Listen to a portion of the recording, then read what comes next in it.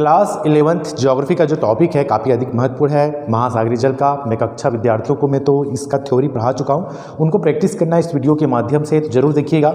ये important question है, इसको सॉल्व कीजिएगा। तो चलिए पहला क्वेश्चन शुरू कर लेते हैं।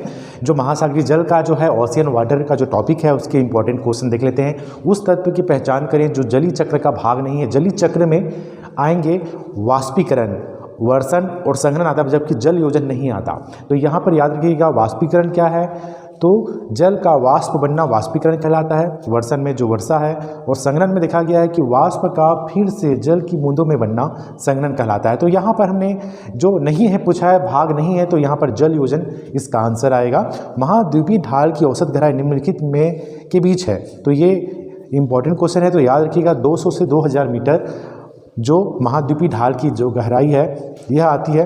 निम्नलिखित में से कौन सी जल लघु उच्चावच आकृति महासागरों में नहीं पाई जाती, तो इसका आंसर आएगा प्रवाल द्वीप।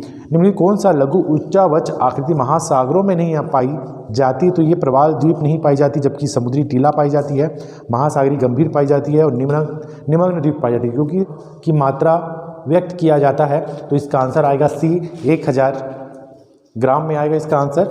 निम्न में से कौन सा सबसे छोटा महासागर है, तो इसका आंसर आएगा आर्कटिक महासागर। तो इसमें देखा गया कि जो हिंद महासागर, अटलांटिक महासागर, जो प्रशांत महासागर से क्वेश्चंस पूछे जाते हैं, तो इसमें आंसर आएगा आर्कटिक महासागर सबसे छोटा महासागर है, जबकि सबसे बड़ा महासागर है प्रशांत महासागर। तो देखते हैं नेक्स्ट क्वेश्चन, देखते हैं महासागर का सबसे उथला भाग कौन सा है, तो महाद्वीपीय शेल्फ सबसे उथला भाग है। इसके अलावा देख लेते हैं निम्नलिखित में से किस ग्रह को नीला ग्रह कहा जाता है, तो पृथ्वी को कहा जाता है नीला, क्योंकि इसमें जल की प्रचुर मात्रा भरी हुई है। नीला ग्रह कहलाता है पृथ्वी। महासागरों में संग्रहित जल में प्रक्रियाएं होती हैं, उसका कारण है वाष्पीकरण, वाष्पोत्सर्जन, उदरोपातन।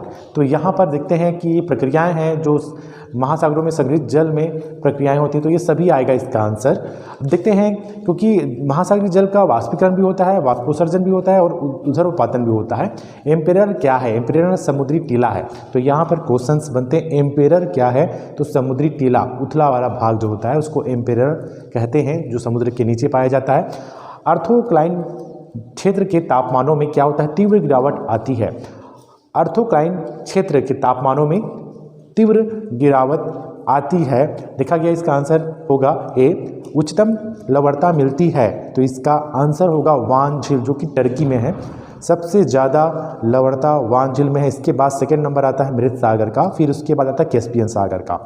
तो कैस्पियन सागर थर्ड नंबर में आएगा। फिर उसके अमेरिका का सबसे बड़ा जो लवणता वाला जो झील है वह ग्रेट साल्ट झील है। तो यहाँ पर याद रखिएगा ऑप्शन दिया हुआ है, उसमें वान झील दिया है, तो इसका आंसर वान झील आएगा। उच्चतम लवणता मिलती है। तो यहाँ पर अगर पूछ देता कि उच्चतम लवणता किस सागर में मिलती है या उच्चतम लवणता किस झील में मिलती है, तो इस तरह से शब्द का जो आंसर होगा अंतर हो जाता है। तो यहाँ पर वान झील आएगा इसका आंसर, क्योंकि अगर इसमें वान झील को हटा दिया जाए, आगे हम सॉल्व करेंगे, उसमें देखा गया है कि उसका आंसर मृत सागर होगा, क्योंकि सेकेंड नंबर मृत सागर का है।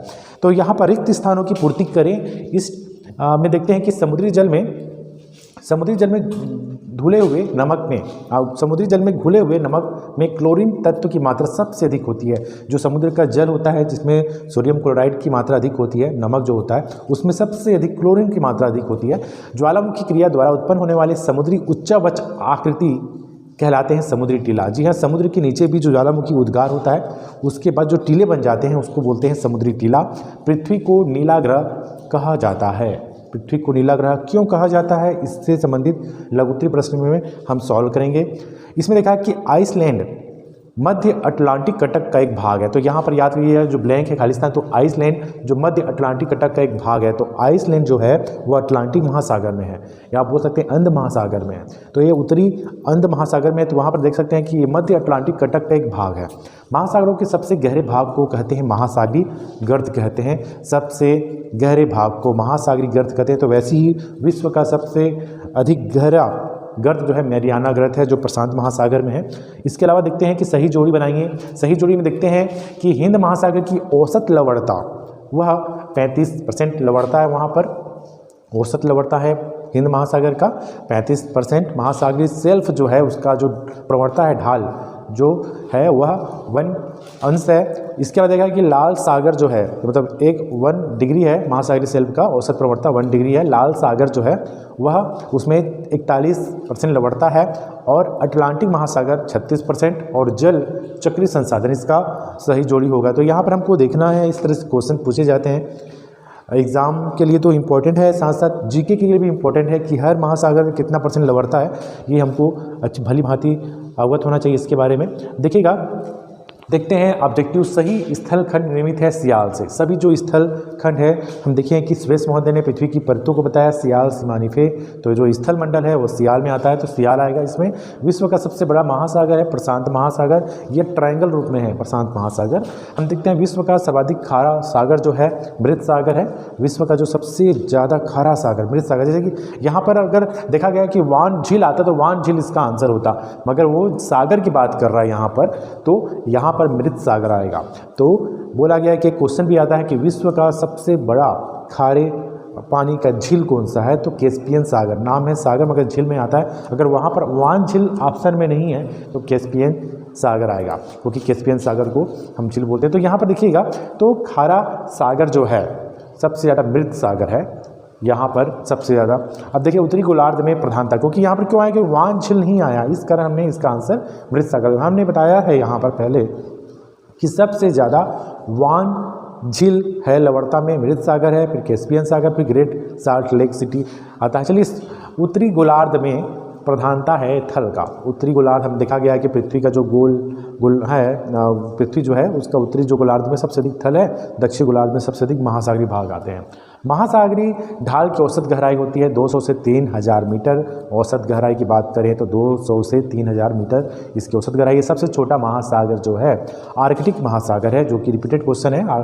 पृथ्वी को नीला ग्रह कहा जाता है क्योंकि पृथ्वी पर जल है, इस कारण इसको पृथ्वी को नीला ग्रह कहते हैं। तो प्रशांत महासागर की आकृति कैसी है, ट्रायंगल है, त्रिभुजाकार है। महासागरीय जल में सर्वत्र लवणता होती है, असमान होती है लवणता इसमें। तो इस प्रकार से देखा गया है। फिर आगे हम देखते हैं कि रिक्त स्थानों की पूर्ति करें। इसमें है जल वाष्प के संघनन के स्वरूप स्थल पर वर्षा होती है। तो जल वाष्प के संघनन के स्वरूप स्थल पर वर्षा होती है, क्योंकि जल वाष्प का फिर से संघनन होता है, वाष्प का फिर से की बूंदों में तब्दील होना संघनन कराता है, तो वर्षा आएगा।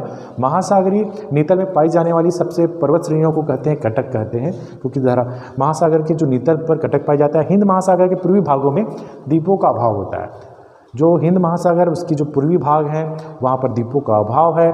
महासागर में महाद्वीपीय तट जहाँ समाप्त होता है वहीं से महासागरीय ढाल प्रारंभ होता है। तो ये भी है महासागरीय ढाल क्या होता है, तो आप बता सकते हैं कि महाद्वीपीय तट जहाँ समाप्त होगा वहाँ पर महासागरीय ढाल शुरू होता है।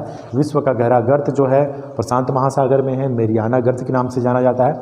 महासागरीय जल के तापमान का प्रधान स्रोत है सूर्य यहाँ पर, और सागरीय जल की लवणता है 7.35 प्रति 1000 ग्राम, इसका औसत है लवणता प्रति 1000 ग्राम की। हम उचित संबंध जोड़े की बात करें तो पृथ्वी का जल क्षेत्र की सही संबंध जोड़िए। पृथ्वी का जल क्षेत्र जो है 71% भाग पर जल है हमारी पृथ्वी में। समुद्री लवणता जो है वह सोडियम क्लोराइड ही है। सर्वाधिक तापमान है भूमध्य रेखा क्षेत्रीय में सबसे अधिक तापमान पाया जाता है। समुद्री पर्वत जो है वह गुआइट है, गुआइट एक प्रकार का समुद्री पर्वत कहलाता है। मग्न तट की गहराई जो है वह 100 फेदम होता है। तो यहाँ पर सही जोड़ी हुआ। सही गलत देख लेते हैं। अटलांटिक महासागर की आकृति त्रिभुज सदृश है, तो यह सही है कथन इसका। अटलांटिक महासागर की आकृति त्रिभुज सहित है। अयन रेखाओं पर सागरीय जल कम खारा है, तो यह गलत है, क्योंकि वहाँ पर आएगा सही अयन रेखाओं पर सागरीय जल कम खारा है, तो यह गलत है, क्योंकि यहाँ पर खारापन सबसे अधिक होता है। संसार में सर्वाधिक न्यून लवणता वाला सागर बाल्टिक सागर है, सही है। बाल्टिक सागर सबसे कम लवणता वाला सागर है। महासागरों में सबसे गहरा भाग महासागरीय गर्त है, तो ये सही है, क्योंकि महासागरों सबसे गहरा जो भाग है मेरियाना गर्त है, या जो गर्त भाग होता है वह सबसे अधिक गहरा है। इसके अलावा हम देख लेते हैं कुछ लघुत्तरीय प्रश्न। महाद्वीपीय मग्न तट उपयोगी क्यों हैं, तो ये एक प्रश्न बनता है कि महाद्वीपीय मग्न तट उपयोगी क्यों हैं। तो महासागरीय बेसिन का सबसे उपयोगी भाग महाद्वीपीय मग्न तट है। तो यहाँ पर हम लोग इसको समझ लेते हैं। यहाँ पर हम देखें कि ये जो क्वेश्चन है, यह क्वेश्चन है महाद्वीपीय मग्न तट क्यों उपयोगी क्यों है। महासागरीय बेसिन का सबसे उपयोगी भाग महाद्वीपीय मग्न तट है। तो महाद्वीप सबसे अधिक उपयोगी भाग कौन सा है?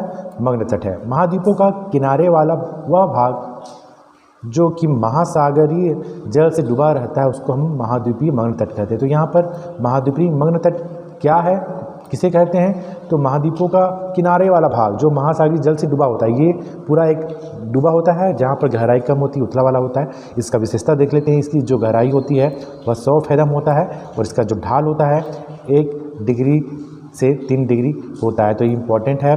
यहाँ पर 1 डिग्री से 2 डिग्री इसका ढाल होता है। इसकी औसत चौड़ाई जो है वह 42 मील होती है।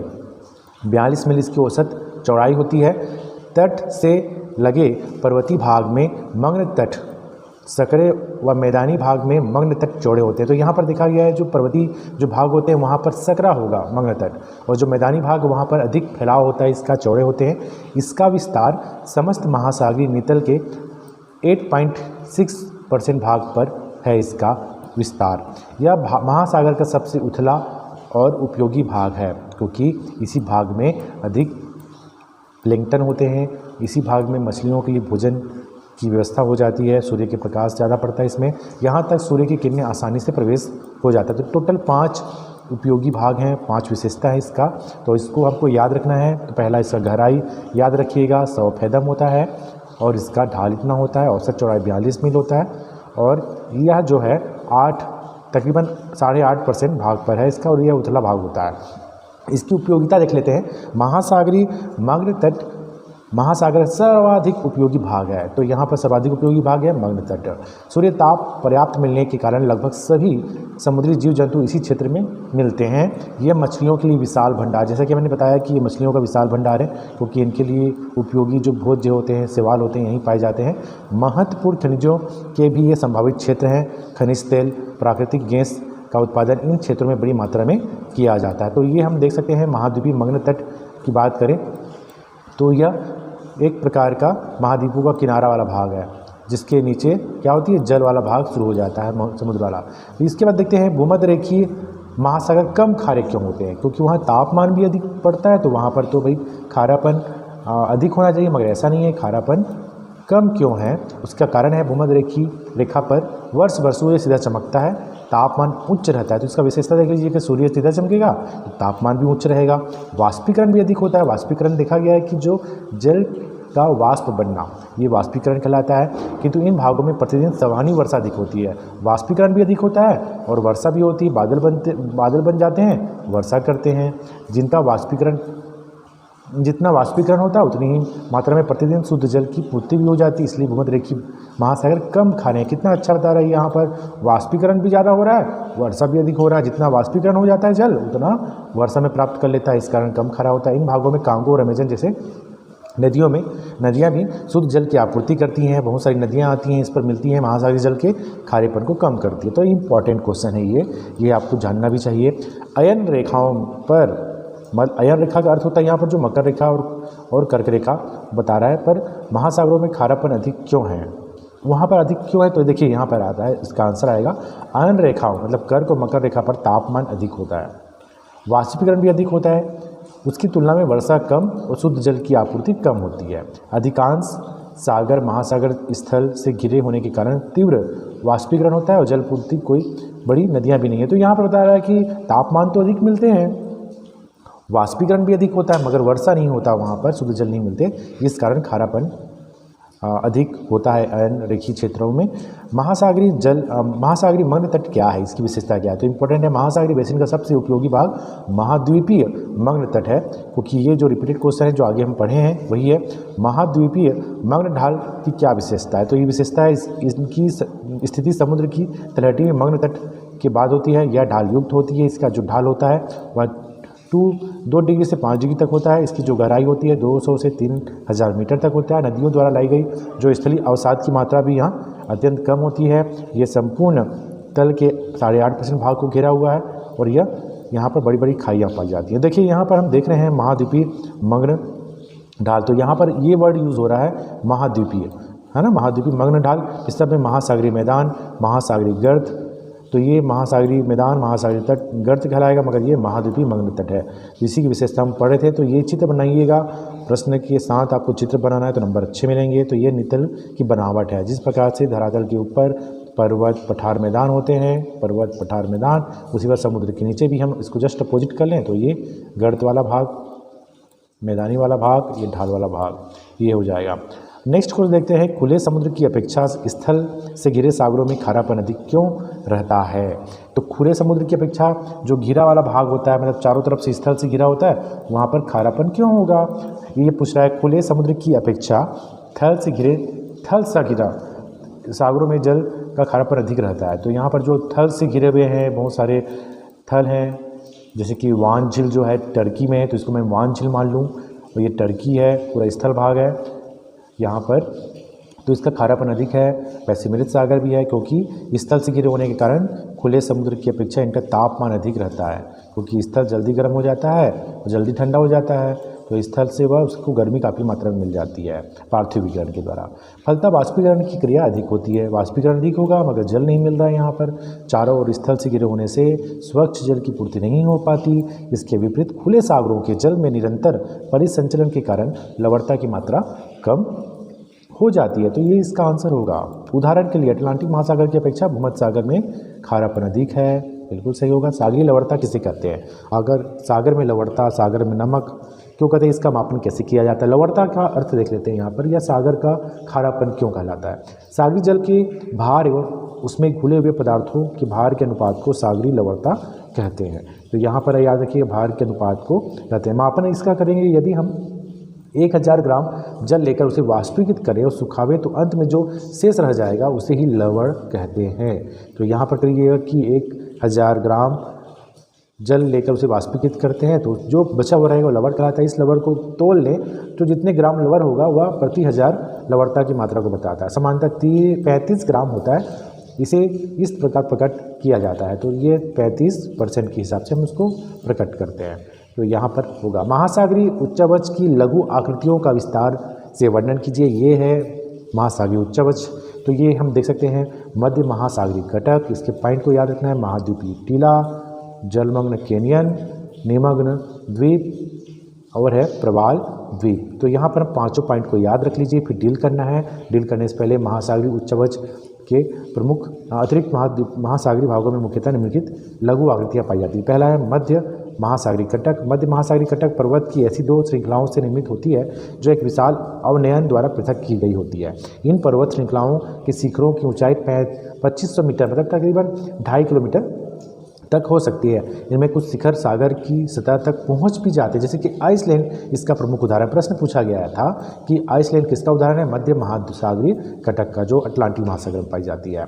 दूसरा देखते हैं समुद्री टीला। सागरीय तली से ऊपर की ओर उठने वाले नुकीले शिखर वाले ऐसे पर्वत होते हैं जो सागरीय सतह तक नहीं पहुंच पाते। समुद्री टीलों की ऊंचाई होती है 3000 से 4500 मीटर के मध्य होता है। प्रशांत महासागर में एम्पेरर नामक समुद्री टीला है, इसका उत्तम उदाहरण है, जो कि हवाई द्वीप समूह का विस्तार है। तो ये बहुत इंपॉर्टेंट हो जाता है। हवाई द्वीप समूह होनोलुलु यहाँ पर एक प्रमुख द्वीप है, वो किस पर है? एम्पेरर समुद्री टीला पर। तो ये इंपॉर्टेंट है।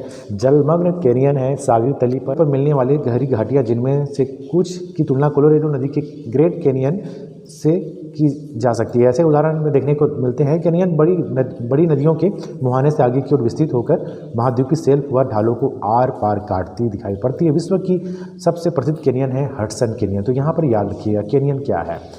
अब देखिएगा निमग्न द्वीप है, यह चपटे शिखर वाले टीलों होते हैं, इसका कोई शिखर नहीं होता। इन चपटे शिखर वाले जलमग्न पर्वतों के निर्मित होने की अवस्थाएं क्रमिक अवतलन की परमाणु द्वारा प्रदर्शित होती है। सर्वाधिक जो है लगभग 10,000 से अधिक निमग्न द्वीप प्रशांत महासागर में मिलते हैं, तो ये हम निमग्न द्वीप कहलाते हैं। प्रवाल द्वीप होता है, वे उष्णकटिबंधीय महासागरों में मिलने वाले प्रवाल द्वीपों से युक्त छोटे आकार के द्वीप हैं। ये छोटे आकार के द्वीप होते हैं जो कि गहरे और नमन के चारों ओर घेरे हुए होते हैं। यह सागर नूक का एक भाग हो सकता है। ये कभी कभी स्वच्छ लवणी जल के चारों ओर घेरे होते हैं। तो इस प्रकार से हम देखें हैं ये तो इससे प्रश्न अपेक्षित कम पूछेगा, मगर आपको यहाँ पर जानना है कि मध्य महासागरीय तटक क्या है, समुद्री टीला क्या होता है, एक निमग्न द्वीप क्या होता है, इसका कोई शिखर नहीं होता, प्रवाल द्वीप है, ये भी इंपॉर्टेंट है। जिस प्रकार से भाग 1 में हमने देखा कि कुछ ऑब्जेक्टिव क्वेश्चन को देखा, और भाग 2 में हम इसमें दीर्घोत्तरीय प्रश्न को भी देखेंगे, ये लघुत्तरीय प्रश्न था। तो सेकेंड भाग देखिएगा जरूर। धन्यवाद।